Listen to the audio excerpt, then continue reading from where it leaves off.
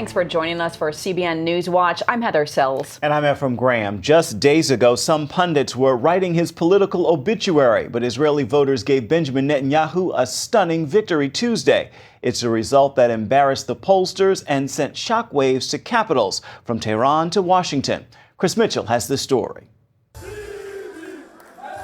Israeli voters delivered a clear message to the White House, the media, and the world. Thanks for your help, but we'll keep our prime minister.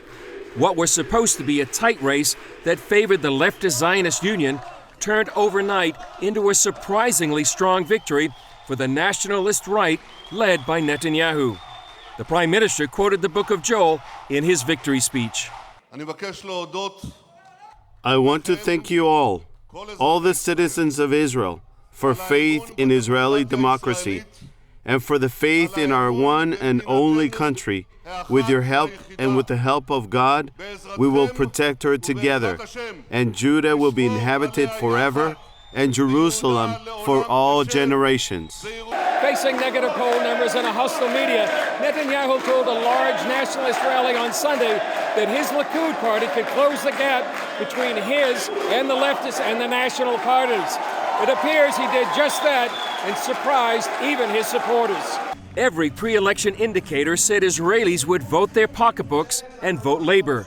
But in the end, security concerns prevailed. I think that the Israeli public understood that despite all the issues and all the problems, when we see the threats of Iran, Hezbollah, and Hamas, the Likud is the best leading party to lead the nation for the next 4 years. Netanyahu will now bypass parties on the left and try to form a government of the right. But he will have to focus on the high cost of housing and other social issues as well. That contributed to the 24 seats won by Labor and the good showing of Kulanu, a Likud offshoot that the prime minister will need for his majority. Meanwhile, Netanyahu's victory sets Israel and the Obama administration on a potential collision course over Iran. The Director of National Intelligence just removed Iran and Hezbollah from its list of threat assessments, while Netanyahu calls Iran the #1 state sponsor of terror in the world. Chris Mitchell, CBN News, Tel Aviv. A U.S. Senate investigation is underway here in the U.S. to determine if taxpayer dollars were used in a campaign aimed at ousting Prime Minister Benjamin Netanyahu. The U.S. State Department allegedly donated $350,000 in taxpayer-funded grants to the One Voice movement, a U.S. nonprofit dedicated to a two-state solution for Israel. One Voice then donated the funds to its subsidiary in Israel called Victory 15, a grassroots movement aimed at unseating Netanyahu. Victory 15 co-founder Itamar Weitzman told CBN News in February, quote, "We were approached by One Voice to give us a donation, and we were so thrilled that successful businessmen want to invest in Israel's future." Now, the State Department has denied any taxpayer money given to One Voice went to Victory 15. If grants did go toward actively supporting campaign efforts against Netanyahu, that is a direct violation of U.S. law. Terrorist attacks and rising anti-Semitism have convinced more and more European Jews there is no future for them or their children in Europe. And that is leading to an exodus of Jews unprecedented since the creation of Israel. Dale Hurd has this story. More and more European Jews are asking if it's time to leave. European governments seem unable to prevent rising terrorist attacks against Jews, and that's made Jews as fearful as they've been since the Holocaust. For a lot of French Jews, the killing at Charlie Hebdo and the kosher supermarket was simply the last straw. It's the kind of bloodshed they've feared would happen for years.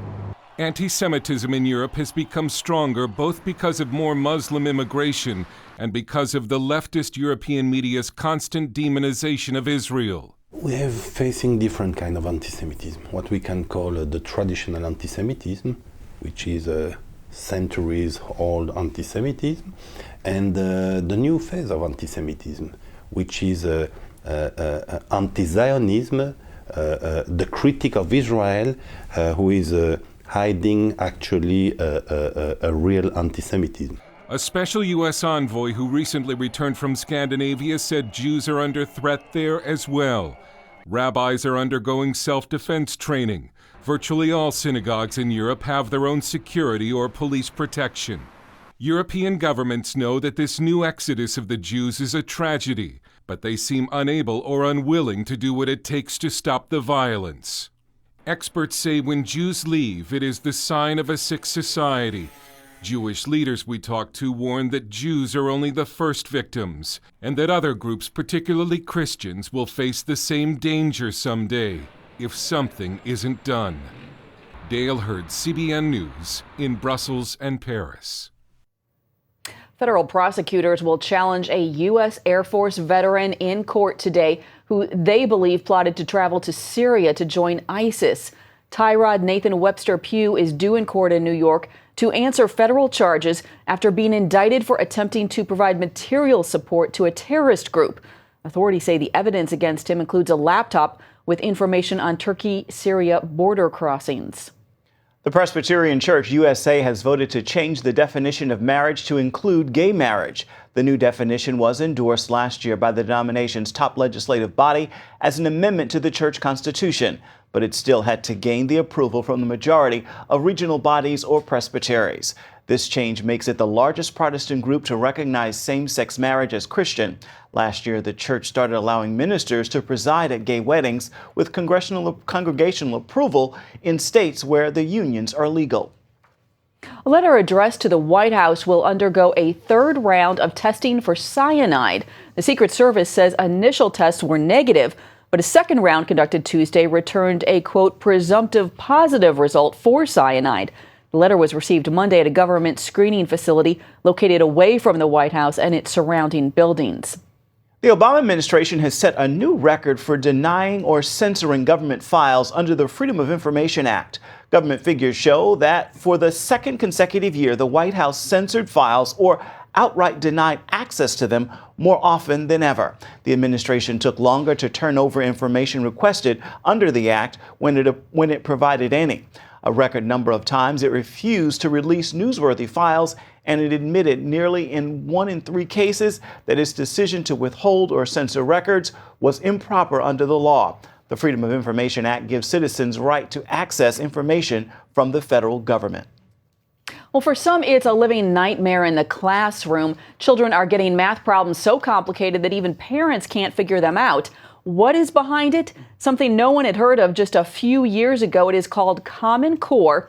The grassroots anger against it has gotten so hot that now it has become an issue in the presidential campaign. 46 states adopted Common Core back in 2010. The thinking, create national standards in English and math that would better prepare students for college and beyond. The decision came easy for states struggling in the recession. That's because the federal government dangled millions in grant money for those that went along. Most people weren't even aware it was happening. It wasn't until 2 or 3 years later, when districts were finally the level of implementation and states said, okay, schools and districts, now you have to implement these things, that the public even became aware of them. And when they became aware, they became angry. One major frustration, the way Common Core makes even basic math extremely complicated. Parents have been so confused that they couldn't even understand their children's homework. Look at all the steps this teacher uses just to solve 32 minus 12, or the complicated way this teacher figures out 9 plus 6. We can partner 9 to a number and anchor 10. We can help our students see what 9 plus 6 is. So we're going to decompose our 6. Ending up with this. Parents also realized that they had lost control of their local schools, and that's because Common Core standards end up dictating both curriculum and testing. It was never publicized, and there were certainly never any public hearings or any discussions among parents about the fact that this was going to be a major, a paradigm shift in how almost everything happens in school. Social media campaigns organized by parents have caught the attention of their schools and lawmakers. Many parents, rightly so, are up in arms about the policy. And in many cases, they're lashing out against Washington bureaucrats. And they really want to turn it back. And now potential presidential candidates on the right are seizing on the momentum. We need to remove Common Core from every classroom in America. Jindal and 3 other governors who once supported Common Core now oppose it. Other likely candidates, Senators Paul, Cruz, and Rubio, also oppose it. The only candidate showing support is former Florida Governor Jeb Bush. He has been perhaps the primary conservative proponent of Common Core, and lots of other candidates want to pin that on him because this is clearly a major federal intrusion in education. Even with the added political complaining, it won't be easy to get rid of Common Core. Due to its links with federal funding and No Child Left Behind, states opting out would face financial and regulatory punishment. So some states are going another route, simply refusing to use the Common Core tests. If you control the test, ultimately you control what your schools teach. It's the perfect political storm. Angry parents plus social media plus spotlight-seeking candidates. The hope that this contentious debate will actually lead to better education for millions of American school children. Common Core has even found its way to the presidential race in Iowa. A pro-Common Core nonprofit is already running ads aimed at both caucus goers and candidates. A government lab has come up with new technology to track down the source of tainted foods, Trax. The lab report it acts like an invisible barcode that can be sprayed on produce or mixed into liquid and dried foods. It's odorless and tasteless, and the Food and Drug Administration has already cleared it for human consumption. Technology and consumer privacy expert Dr. Catherine Albrecht told CBN News she is concerned this tracking device could be used for government surveillance in the future. I think the deeper they get into tracking individual products and individuals who purchase those products, I think the deeper they're going to get into every aspect of what we buy and what we do. Now you can catch the rest of our interview with Catherine Albrecht at cbnnews.com and hear how one country is now using grocery store shopping cards to ration food. Oil prices have started falling again. U.S. oil has hit the $43 a barrel range, the lowest in 6 years.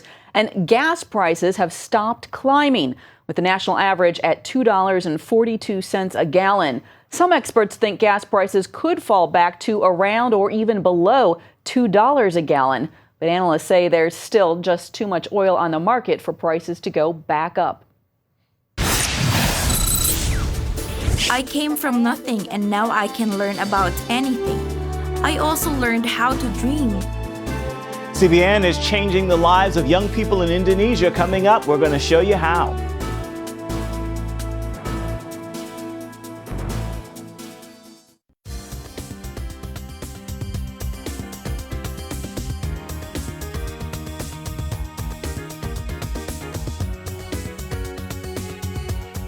Poor and unschooled children in Indonesia are receiving a free education thanks to CBN. Not only are the children learning to read and write, but they're also being taught godly values. CBN's Asia correspondent Lucille Toulousan brings us more. Rini was in 8th grade when she stopped going to school. Her parents did not have the money to pay for her education. Other children residing in this poor community near Jakarta had a similar experience. Unschooled, they lived without purpose. CBN social workers in Indonesia responded by establishing a school that gives free education to children like Rini and her friends.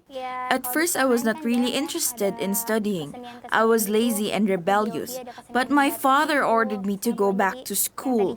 And now, I like coming to this school because aside from the regular subjects, I enjoy learning different skills. Here, the students are taught how to make the design on the batik, which is the material used to make Indonesian traditional clothes. And this is a skill taught to the students to empower them and to help them earn a living. Kindergarten students learned values by watching Superbook. Bobby Gafoor is the head of the CBN school. 95% are Muslim students. Every race, every ethnic, and every religion, they can come to our school. The way we reconcile about the religion, we just teach them about the Christian values. Parents like Maria are happy with their children's development. My son's behavior has improved. He can now be friends with everybody. He tells me, there's this good guy, Isa Al-Masih. He can heal. He can make people see. Maria was inspired by her son's words. Though a Muslim, she asked the school staff to pray that the lump in her breast would disappear. I am very happy that they can pray for my healing. Prayer is an expression of love. Thank you for your help and encouragement. The school is helping to transform the hearts and minds of the students. I am very satisfied with how they are helping my daughter. Before, she did not help me, but now her behavior is changed. I am very happy that she is able to continue her studies because all her older siblings did not even reach high school. I came from nothing and now I can learn about anything. I also learned how to dream, to become a doctor someday. Thank you too for teaching me about Jesus because right now I know him well. And with the right foundation, the future of these young people now looks very promising. Lucille Talusan, CBN News, Jakarta. Up next is called The School That Works. We'll take you behind the walls of Detroit's Cristo Rey High School, where every student works a job.